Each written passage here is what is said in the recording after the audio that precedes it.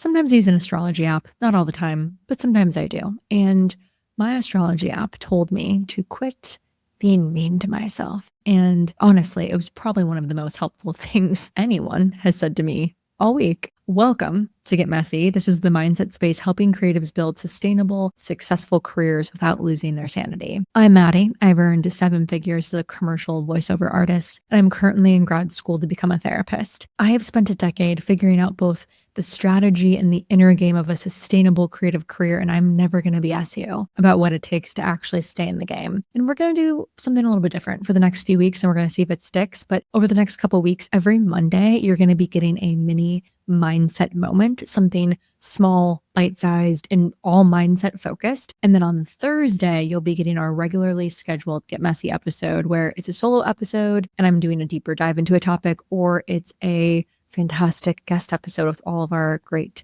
guests. And if you're watching this on YouTube, yes, we are also on YouTube, you are seeing my potentially new podcast setup. Again, if this sticks, you can see I'm in a very messy middle period, as I feel like I always am. This is my new rental home with my husband in Kansas City. We just recently moved to Kansas City. And so I love it. I love the neighborhood. I love our home. I'll probably mention more about why we're here in a later episode. But yes, if you're joining me on YouTube, welcome to my beautiful new desk space, office, living room area. So today I wanted to talk about, I mentioned this astrology app that I use. It's called, I actually don't know how to pronounce. I don't know if it's Chani or Shani, Chani. It's really freaking good. It's based on your birth chart and it gives you these little daily insights, kind of like a mini horoscope, but shorter and more action based. It kind of gives you like an action that you should be taking that day or something that you need to be thinking about, or it's very thought provoking. And the other day I was reading it and it said something that kind of stopped me in my tracks. The exact quote that it said was, "Quit being mean to yourself. Today you might feel imposter syndrome creep in. Everyone experiences self-doubt and sometimes there's no reasoning with it, but it's important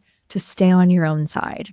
Take a breath, give yourself a little TLC. You'll get through this, I promise." And I just sat there with that for a second because it was so simple, but something about it really landed for me. And the thing is, I've done a lot of work. I've done therapy, mindset coaching. I'm in grad school, literally for clinical mental health. I'm doing the whole thing, the whole shebang. I read mindset, self-help books. I'm very inundated in that world because I very much so enjoy it. And I think I've created a pretty healthy relationship with how I talk to myself on the hard days. I've built tools for when imposter syndrome shows up and I'm just having a shitty mindset day. But my mindset coach, Amy, and I were talking recently about something interesting. She pointed out that even though my swings between feeling like confident and worthy and like just a total bad bitch, like I got this, I'm doing it, and then the swing to kind of questioning myself or questioning decisions I'm making or waiting for someone to give me permission to make a decision, those swings between those two places or states aren't as dramatic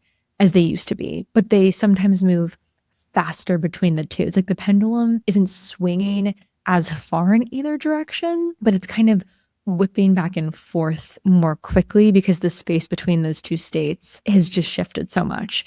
And that speed between kind of, again, that bad bitch, like feeling really confident and worthy and like questioning myself and questioning my decisions, or like waiting for validation or waiting for someone to give me permission, it can feel somewhat destabilizing even when the lows aren't as low, which brings me back to this Chani message, because being mean to yourself has never once created the growth that you were looking for.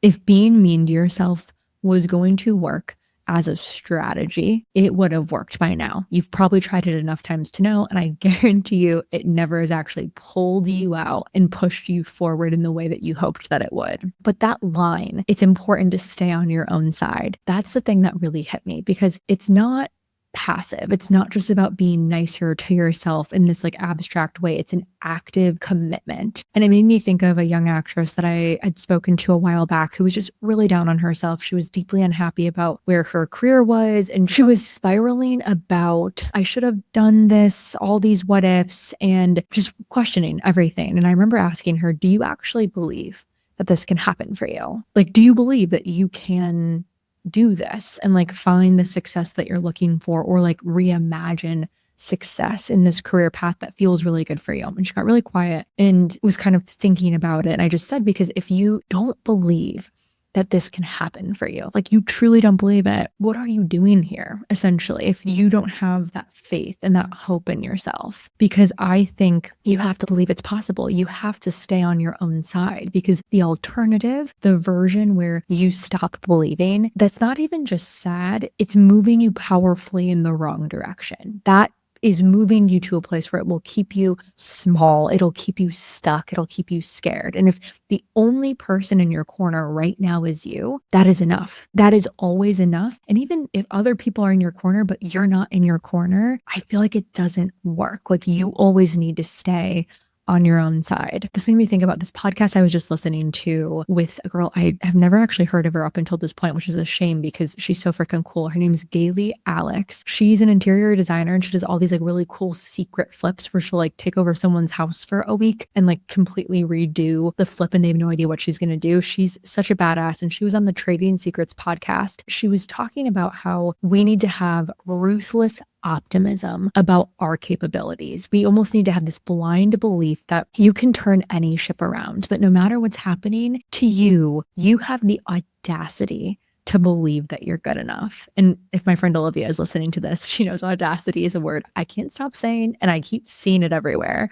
So you need to have this audacity to believe that you're good enough. And then you back that belief up with audacious action. And she had this line about rejection that I absolutely loved. She said, you have to handle rejection so well. It's not, no, I'm gluten intolerant. It's gluten can't tolerate me. When someone passes on you, you're not devastated. You're genuinely deeply sorry for their loss. And she even joked it kind of being like, oh, they passed. Let me send them a $275 Harry and David gift basket because they're going to really miss out on what it would be like working with me. And I know part of that sounds kind of unhinged, but it's kind of like that energy. That's what staying on your own side looks like in action. It's not delusion. It's this chosen belief system that you are choosing to be your own biggest advocate, even when the outside world isn't reflecting that back to you yet. And it's having the audacity to believe you're good enough and then creating the actions to match that belief. Here's the thing that grounds it all for me. You start this journey with yourself.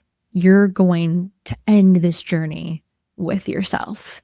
Every single step in between is taken with you. I used to say it is like, you got you. You literally are coming to this world, like born into your body and soul, and you spend every second of every day with yourself until that connection ends. So the most important relationship you will ever have is the one with yourself. And this whole, like, are you staying on your own side? I feel like it's asking you the question, like, are you being a homie to yourself? Are you going to bat for you? Are you backing yourself up the way you'd back up the friend that you love and that you believe in? Are you being a real teammate to yourself? Or are you the teammate who's like talking trash about their own team, like using that as a motivator to rile you up? And I think it's worth asking, what actually changes for you when you are fully on your own side? Like practically, tangibly, what does that look like for you? And for me, it starts personally with how I begin my day. Like I need to prime my brain for whatever it is that I'm about to tackle that day. I love this app called the Activations app. I use it every single morning. If you haven't tried it, I highly recommend it. It's kind of like meditation, but you can do it while you're getting ready. They have activations for when you're walking. Like I think it's to activate kind of like your nervous system and your spirit and soul and like get it all together and like ready to fire up for your day. I always work out in the morning. Sometimes I read if I have time. I do a lot of walks where I just try to like clear my head and reset and just start the day with gratitude. Like literally when my alarm goes off and the first thing I do, because it's summer right now, and I like look out my window and I see the light coming through my window, I just thank God for another day, another opportunity to just have this day be whatever it's going to be and like try my best and show up the best that I can. And I tell myself out loud that today is full of possibilities. It's full of anything. I have no idea what's going to happen. And I just try to get myself into a really excited place. And it all sounds a little bit cheesy, but these are the things that kind of work for me to help start my day off in a place where I'm staying by my own side. And then if I'm like losing my way throughout the day, I love a good walk. I love a good like mental reset.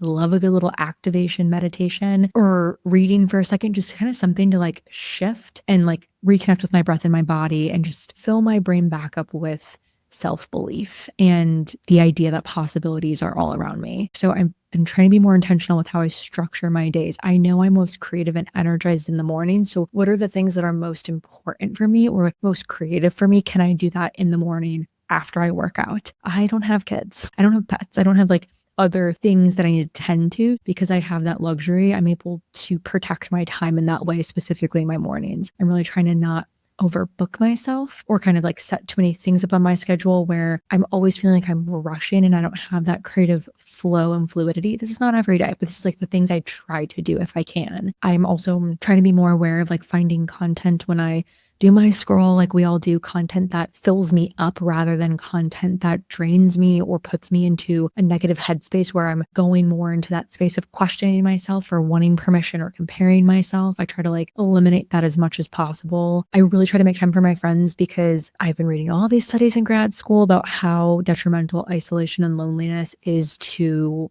every single aspect of our health. So I really try to make sure I'm actively making time for my friends and my people because it always is just like such a palate cleanser and always helps me, I don't know, just like have fun, find a little play and feel my best going into whatever else I'm doing for myself that week. So really in all of that, I'm trying to find connection to powerful people, powerful sources that can fill me up and like anything that is helping me find a deeper connection to what staying on my own side looks like. None of this is revolutionary. I'm sure you're listening like, yeah, I do that too. A lot of it's very, very simple, but doing it consistently, for me, this is what a version of being on my own side looks like in practice, or these are some of the things that I'm doing to help prime my brain and my body to stay on my own side. Takeaway, you're going to spend more time with yourself than any other person on this planet. From the moment you are born to the moment you leave, every single step of this journey is taken with yourself. So the question isn't whether you deserve to be on your own side. You do, always. The question is whether you're actually showing up for yourself like it. And not being mean to yourself isn't enough. Staying on your own side is an active choice. It's a ruthless optimism about what's possible for you, even when the evidence isn't there yet. It's handling rejection so well that it can genuinely feel like it's their loss because you actually believe that it is. It's starting your day in a way that fills you up before you give your energy to anyone else. It's being the kind of friend to yourself that you would be to someone you love unconditionally. If you believed it could happen for you and really believed it, what would you do differently tomorrow? Start there. You've always had you, and it's time to act like it. If this episode resonated, I would love it if you left a rating and review. It really helps this show reach more creatives who need it. And come find me on Instagram. Tell me one way you're committing to staying on your own side this week. I really want to know. And I'm rooting for you today and always. You're the real hero if you've made it this far. Thanks so much for hanging out today, and check out the show notes for any resources or cool info mentioned in today's episode or places to follow along if you want to hang out some more. I'm rooting for you today and always. Stay messy.